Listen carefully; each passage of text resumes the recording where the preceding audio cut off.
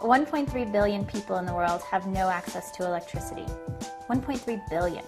Wow, right? That's almost 20% of the entire planet.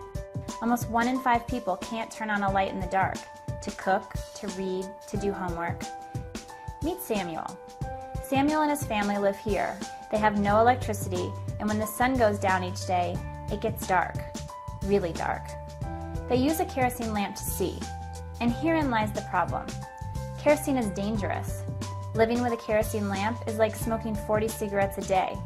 The toxic smoke and fumes create indoor air pollution, which leads to respiratory illness and lung cancer.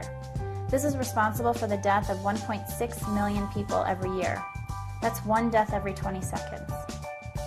Most people in Kenya earn less than $1 a day. Samuel's family spends 30 cents a day on kerosene. That's 30% of their daily income. 30%. This is the challenge of energy access, or as others call it, energy poverty. So who are we, and what are we doing about it? Our name is Nokero, and Nokero stands for no kerosene. We're doing something here we call impact inventing. Inventing things that change people's lives for the better. Some people call us a social enterprise, or a good example of social entrepreneurship. These phrases are fine. We're definitely an organization crafting innovative solutions to a pressing societal challenge, and we're using a market approach. We think of ourselves simply as a good business. Good isn't something separate that we do on the side. It's built in. We begin with an operating principle of do no harm. We don't use lead-acid batteries in our products or other materials harmful to people or the environment. We design products expressly for communities living without electricity, but we aren't giving them away. Why?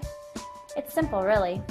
Profitability ensures sustainability, and everyone needs to make a living. At Nokero, we design and sell solar-powered lights and cell phone chargers that harness the power of the sun to light up dark places. Solar energy is green, it's healthy, and it's cheaper than spending money daily on dangerous fuels. So why is it taking so long for solar power to catch on? Introducing new technologies into new markets is hard. Reaching communities who live without electricity, often in very remote rural areas, is really hard. So what's the answer? We think it's collaboration. We find great partners who live and work in the communities we're trying to reach, and we work with them to meet the needs of the local market.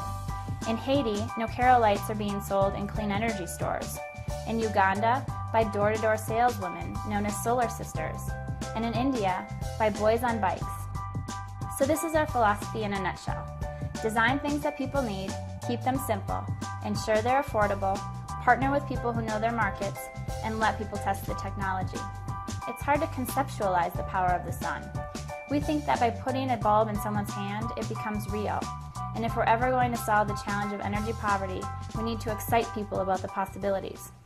We want to do more to drive education, innovation, and the adoption of solar technology in off-grid areas around the world. And we think the promise of the future starts with kids, for all sorts of reasons. Kids get excited about new things. They aren't afraid of change or technology, and they learn quickly. If kids are driving the rapid explosion of cellular technology, social media, and internet gaming around the world, why are we not looking to them to drive the explosion of renewable energy as well? Well, maybe you're not, but we are. We have an idea that we're putting to the test, and we're calling it inventive philanthropy.